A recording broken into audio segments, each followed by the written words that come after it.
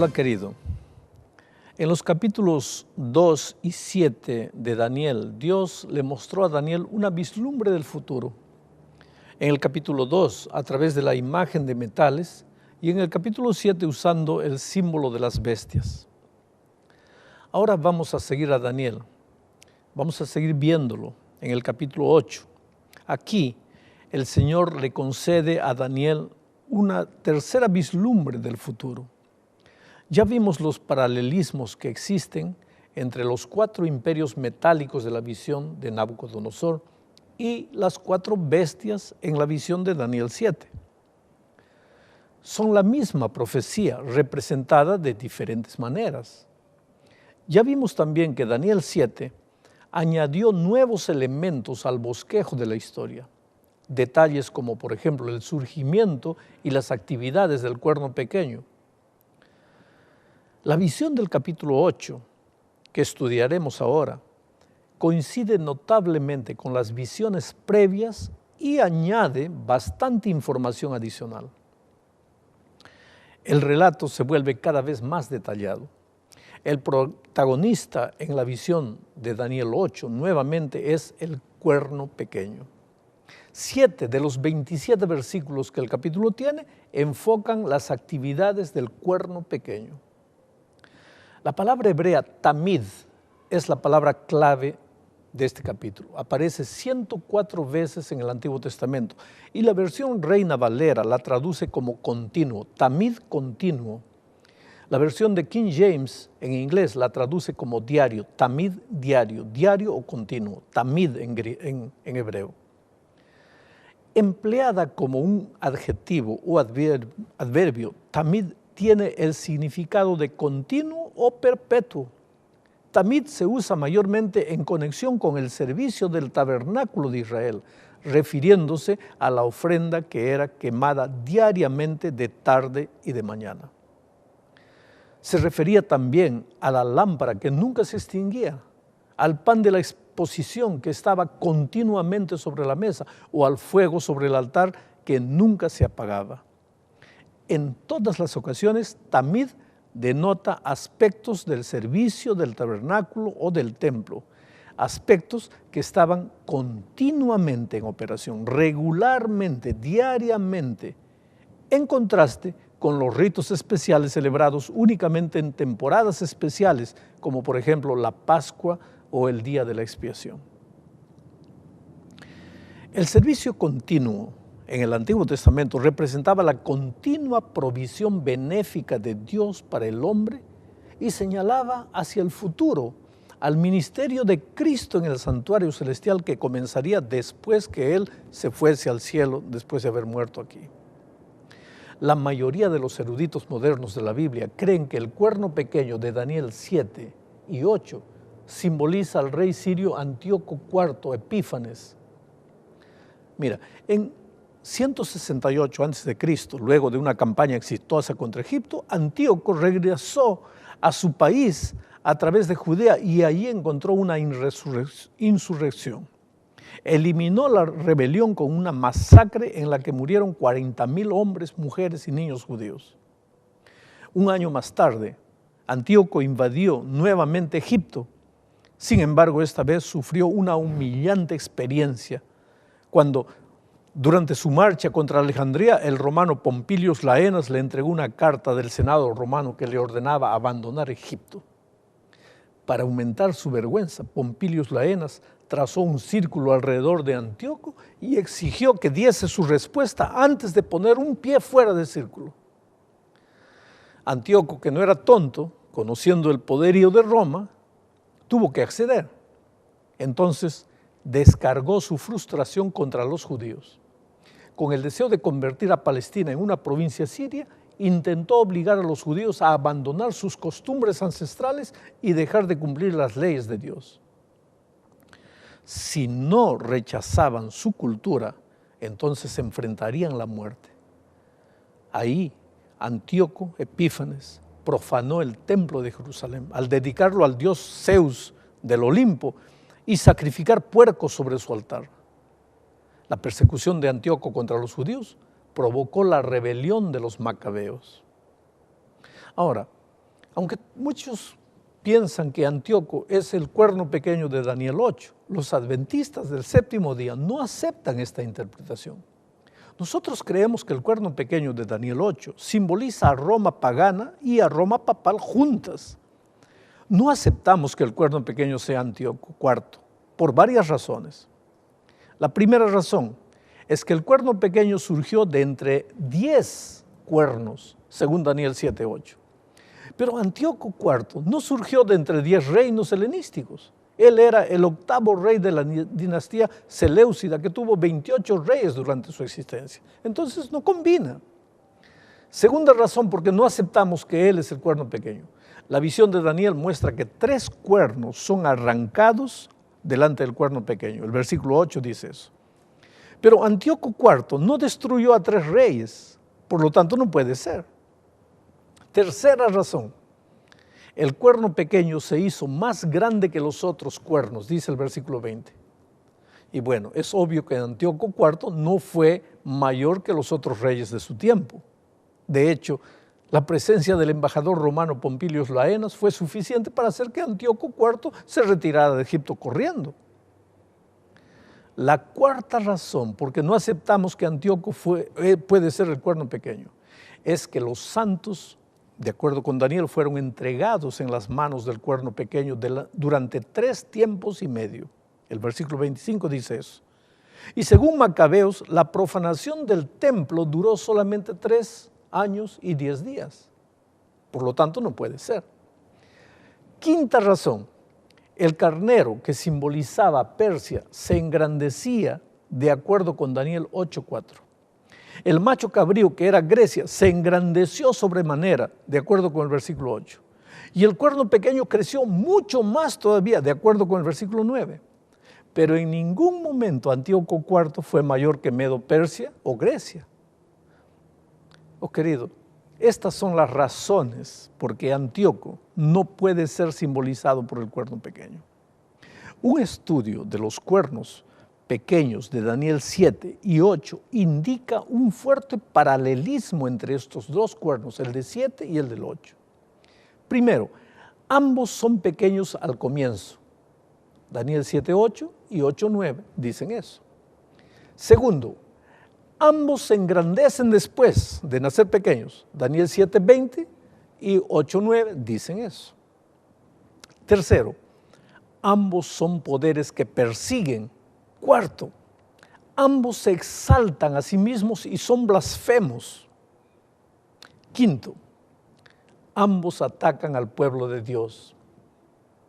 Sexto, diversos aspectos de la actividad de ambos son delineados por un tiempo profético. Séptimo, ambos, el cuerno de Daniel 7 y el cuerno de Daniel 8, ambos se extienden hasta el tiempo del fin. Octavo, ambos son destruidos sobrenaturalmente. Debido a que en Daniel 7 el simbolismo del cuerno pequeño apunta claramente hacia el papado, el cuerno pequeño de Daniel 8 debe referirse también a la misma entidad. La única diferencia entre los 2 capítulos es que en Daniel 8 el cuerno pequeño simboliza la Roma pagana, pero también a la Roma papal. En 7 solo simboliza la Roma papal. Mira, la visión de Daniel 8, 1 al 14, es la culminación de las presentaciones simbólicas que aparecen en el libro. Lo que sigue a partir de Daniel 8, 15, hasta el fin del libro, es un suplemento a la visión del capítulo 8. El fin del capítulo 8 dice que Daniel no entendió la visión, pero estaba espantado a causa de la visión y no la entendía, dice el versículo 27. En el capítulo 9, por lo tanto, Daniel busca una comprensión adicional. El versículo 3 registra: y volví mi rostro a Dios, el Señor, buscándole en oración y ruego. Y entonces el ángel que lo visita lo exhorta a entender la visión, diciéndole: ahora he salido para darte sabiduría y entendimiento. Eso dicen los versículos 22 al 25. En el capítulo 8, 1 al 8, Daniel es transportado en una visión a Susa, la ciudad que se convertiría en la capital del imperio persa, luego de la caída de Babilonia, claro. Bueno, en el lugar llamado Ulai, Daniel ve a un macho cabrío que derrota a un carnero. El versículo 20 explica el simbolismo. El carnero representaba a Medo-Persia y el macho cabrío al reino griego de Alejandro, que es el cuerno notable entre los ojos del macho cabrío. En el apogeo de la fuerza del macho cabrío, el gran cuerno se quiebra y aparecen otros 4 cuernos en su lugar.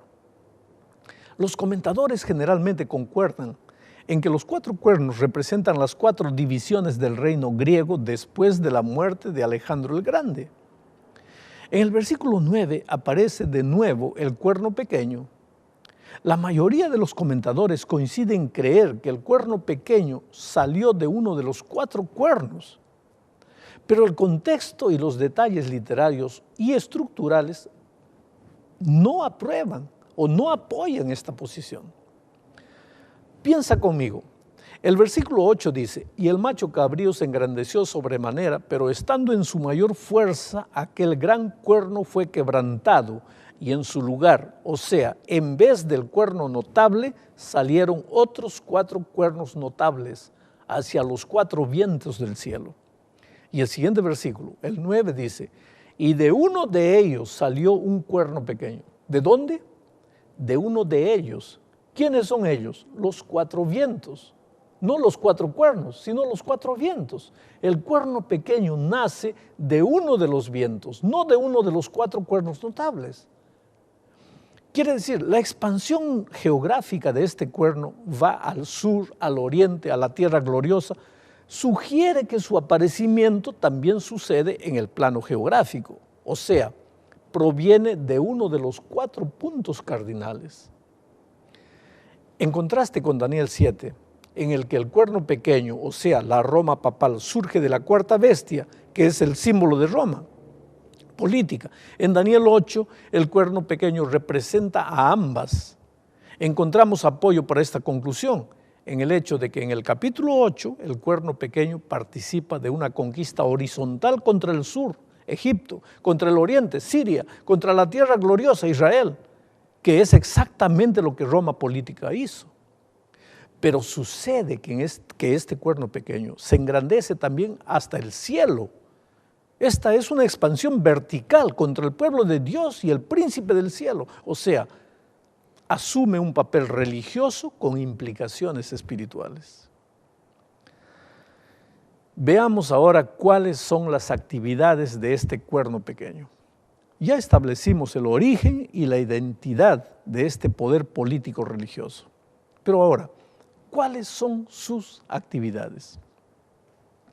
La primera actividad es que echa por tierra parte del ejército y algunas de las estrellas. Eso está en Daniel 8:10. Dice, y se engrandeció hasta el ejército del cielo y parte del ejército y de las estrellas echó por tierra y las pisoteó. La expresión ejército del cielo podría ser una referencia a los ángeles que Lucifer trajo consigo, pero en Éxodo 12:41 se describe al ejército del cielo en términos de Israel. En este contexto, la expresión ejércitos del cielo en Daniel se refiere al pueblo de Dios que permanece aquí en la tierra, pero tiene ciudadanía en el cielo. ¿Qué? ¿La gente de aquí tiene ciudadanía en el cielo? Bueno, Filipenses 3:20 lo confirma eso al decir, mas nuestra ciudadanía está en los cielos. De esta manera, podemos deducir sin forzar nada que los ejércitos que Daniel 8:24 menciona como siendo perseguidos por el cuerno pequeño son los santos del Señor en esta tierra y las estrellas probablemente representan a los líderes de la iglesia en esta tierra. Bueno, los emperadores romanos persiguieron a los judíos y a los cristianos. Cuando Roma destruyó Jerusalén y su templo el año 70 después de Cristo, murieron más de 1 millón de judíos.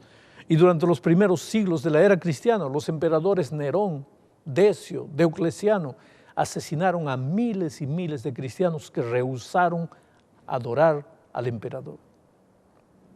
El historiador de la iglesia Eusebio nos cuenta, no se puede dejar de admirar a aquellos que sufrieron también en su tierra natal, donde miles de hombres, mujeres y niños despreciaron la vida presente por causa de la doctrina de nuestro Salvador y se sometieron a la muerte en varias formas. Algunos, luego de haber sido torturados con raspados de piel, el potro, los azotes más crueles y otras agonías, innumerables que hacen temblar solo de escucharlas, fueron sometidos a las llamas. Algunos se hundieron y ahogaron en el mar. Otros voluntariamente ofrecieron sus cuellos a los verdugos. Otros murieron en medio de los tormentos. Algunos fueron consumidos por el hambre y otros fueron colocados en la cruz. Algunos ciertamente fueron ejecutados, como lo eran los malhechores.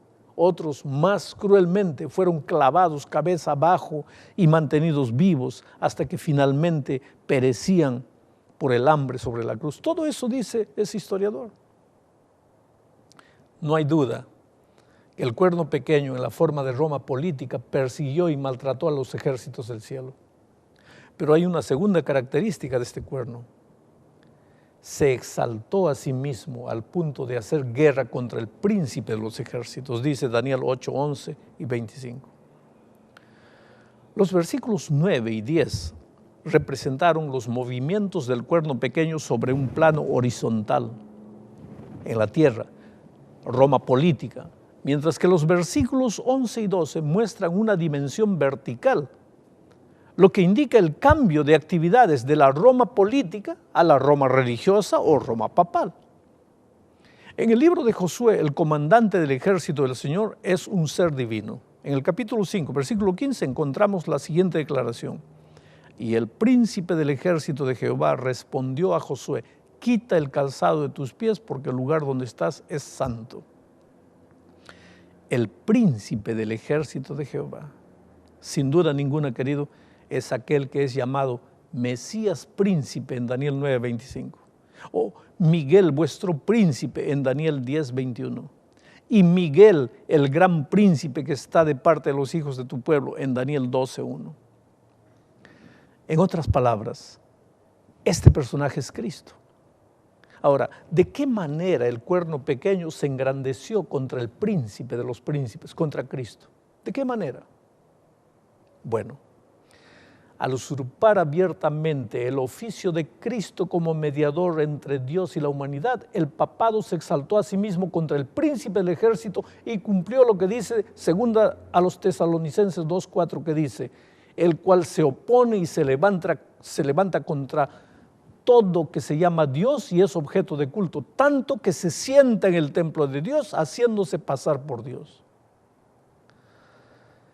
La tercera actividad del cuerno pequeño es que quitó el continuo y echó por tierra el lugar del santuario de Dios. Eso dice Daniel 8:11.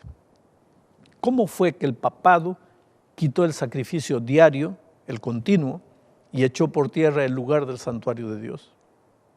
Bueno, al colocar la intercesión humana en las manos de los sacerdotes, al establecer el uso del confesionario y al decir que sacrifica nuevamente a Cristo en cada misa, el papado ha eclipsado el ministerio celestial de Cristo en la mente de los adoradores. Ahora los creyentes no se acercan directamente a Cristo, sino que van al sacerdote, a los santos o a María. Al sustituir el papel de Cristo en el santuario celestial por el servicio del sacerdote aquí en la tierra, el cuerno pequeño ha echado por tierra simbólicamente el lugar de su santuario y por lo tanto lo ha profanado. En el sacrificio de la misa, el sacerdote romano se transforma en un alter Christus, en otras palabras, en otro Cristo, en el sentido de que él sacrifica al Cristo verdadero sobre el altar y lo presenta para la salvación de los fieles. Mira, las últimas ediciones del Catecismo de la Iglesia Católica muestran esto claramente. Observa esta declaración del Catecismo. El sacrificio de Cristo y el sacrificio de la Eucaristía son pues un único sacrificio. Es una y la misma víctima que se ofreció a sí misma entonces sobre la cruz, solo difiere la manera de ofrecer. Cristo se ofreció a sí mismo una vez de manera cruenta sobre el altar de la cruz y ahora es ofrecido e inmolado de manera no cruenta. Además, el sacerdote transforma el pan y el vino en la misma sustancia del cuerpo y la sangre de Cristo. Mira lo que dice el catecismo. Entonces, se lleva al altar, a veces en procesión, el pan y el vino que serán ofrecidos por el sacerdote en nombre de Cristo en el sacrificio eucarístico en el que se convertirán en su cuerpo y su sangre. En otras palabras, en obediencia a las palabras del sacerdote, Cristo desciende sobre el altar en cada misa. El sacerdote jesuita Franz Xavier escribió: «Oh sacerdote, cuán sobrehumano y grande eres. Eres como Cristo, que ordenó a los vientos y al mar y que caminó sobre las gigantescas olas». El sacerdote entra al cielo y toma al Hijo de Dios del círculo cerrado del coro angelical y todos quedan impotentes, no pueden evitarlo. ¡Qué cosa terrible! Pero hay más. En el confesionario el sacerdote absuelve los pecados con la fórmula: te absuelvo de tus pecados en el nombre del Padre, del Hijo y del Espíritu Santo. Oh querido, es una llave maravillosa en las manos del sacerdote, dice el catecismo. Los obispos y los presbíteros, en virtud del sacramento de las santas órdenes, tienen el poder de perdonar todos los pecados en el nombre del Padre, del Hijo y del Espíritu Santo. Quiere decir, a través de tales enseñanzas, el poder religioso simbolizado por el cuerno pequeño, ¿qué hace? Hace que el ministerio de Cristo en el santuario celestial sea echado de lado en la mente de muchos cristianos. Y en su lugar es colocado, ¿qué cosa? Sustitutos engañosos. La misa y el confesionario alejan la mente de los creyentes cristianos de una continua dependencia del ministerio mediador del Salvador en su santuario. Complejas ceremonias, todas en nombre de Cristo, oscurecen el ministerio de Cristo. En vez de confiar en la palabra inspirada y en el ministerio personal del Espíritu Santo, se les enseña a los hombres a depender de una iglesia infalible y un cuerpo pedagógico autoritativo y a recibir doctrinas falsas tales como la transustanciación, el purgatorio, la adoración de imágenes, la inmortalidad del alma, el sacrificio, la misa, la Inmaculada Concepción, en fin. Nuestro gran sumo sacerdote, que nos invita a venir a su trono de gracia y encontrar gracia para un oportuno socorro, encuentra que su intercesión perpetua es echada a un lado y que otros medios de alcanzar la gracia, otros mediadores e intercesores se interponen entre él y su pueblo. En el sistema católico romano, el lugar de Cristo es ocupado por sacerdotes humanos que ofrecen sacrificios, perdonan pecados y confieren el Espíritu Santo. La iglesia es llevada sobre los hombros del Papa y el corazón de María, en vez de ir sobre los hombros y el corazón de Cristo. La mayoría de estos principios falsos se ha fortalecido a lo largo de los siglos, pero ninguno de ellos puede remontarse, ni siquiera en forma primitiva, a una fecha anterior al V siglo después de Cristo. Otra actividad más del cuerno pequeño: echó por tierra la verdad, dice Daniel 8:12. Jesús dijo de sí mismo: yo soy la verdad. Y al respecto de la palabra de Dios dijo: tu palabra es la verdad. Pero querido, desde el siglo XII en adelante, varios papas prohibieron el uso de la Biblia en el idioma del pueblo porque los valdenses y luego los protestantes la utilizaron para oponerse a las enseñanzas de la iglesia. El Concilio de Trento en 1546 decretó que nadie podía interpretar las Escrituras en forma contraria a la opinión de la iglesia, porque la iglesia era juez de la interpretación correcta de las Escrituras. Hoy, por supuesto, el cuadro ha cambiado. En 1943, el Papa Pío XII publicó una encíclica que animaba a los sacerdotes a estudiar y predicar la Escritura, a asistir a las asociaciones católicas dedicadas a propagar las Escrituras en lenguas modernas y a animar a los laicos a leer diariamente la Biblia. Sin embargo, esto no significa que la Biblia es la norma absoluta de fe para la Iglesia Católica en la actualidad. El Concilio Vaticano II declaró que ella, la Iglesia, siempre ha considerado y continúa considerando a las Escrituras acompañadas por la santa tradición como la regla suprema de su fe, y que la teología sagrada depende de la palabra escrita de Dios tomada juntamente con la tradición sagrada como un fundamento permanente. Así, mientras que el liderazgo propone la lectura de la Biblia, personas sinceras aceptan la tradición como si estuviesen al mismo nivel que las Escrituras. Mira, cuando hablamos del cuerno pequeño, debemos distinguir entre la institución del papado y las personas que siguen sus enseñanzas. Los miembros de la Iglesia Católica, incluso el Papa, son personas preciosas por las cuales Cristo murió. A lo largo de la historia, una cantidad innumerable de cristianos sinceros y devotos han sido miembros de la Iglesia Católica. Elena de White escribió: hay cristianos verdaderos en cada iglesia que no conocen el origen del día de reposo dominical y creen que están observando el día que Dios santificó y bendijo. Esto se aplica incluso a adoradores dentro de la Iglesia Católica. Y mientras existe esta condición de ignorancia e integridad, Dios acepta su sinceridad. Pero cuando la luz cae sobre su camino, Dios requiere que se pongan en armonía con su ley y que observen el día de reposo que Él estableció. Oh, mi amigo querido, así como Lutero, Zwinglio y Calvino en los días de la Reforma, el pueblo de Dios en todas las iglesias cristianas en el tiempo del fin escuchará la voz del cuarto ángel de Apocalipsis 18 que le dirá: salid de ella, pueblo mío. Y esas personas sinceras responderán uniéndose al pueblo remanente de Dios. En nuestro testimonio escrito y hablado, por lo tanto, necesitamos ser cuidadosos y no ofender ni herir a las lindas personas que están en todas las iglesias. Nuevamente Elena de White nos ha dado un consejo sabio. Dice: al llevar el mensaje no haga ataques personales contra otras iglesias, ni siquiera la Iglesia Católica. En las diferentes denominaciones, los ángeles de Dios ven a muchos que pueden ser alcanzados únicamente con el mayor tacto. Por lo tanto, seamos cuidadosos con nuestras palabras. Mira, aunque nunca debemos transigir la verdad, siempre debemos ser conscientes de que cada ser humano es una persona preciosa por la cual Cristo murió. Pero ahora es contigo. ¿Qué harás con las verdades que estás encontrando a través del estudio de la Biblia? ¿Correrás? ¿Huirás? ¿Te esconderás? ¿Cerrarás los oídos y los ojos? ¿O abrirás el corazón a Jesús? La respuesta solo está en tus manos. Que Dios te bendiga.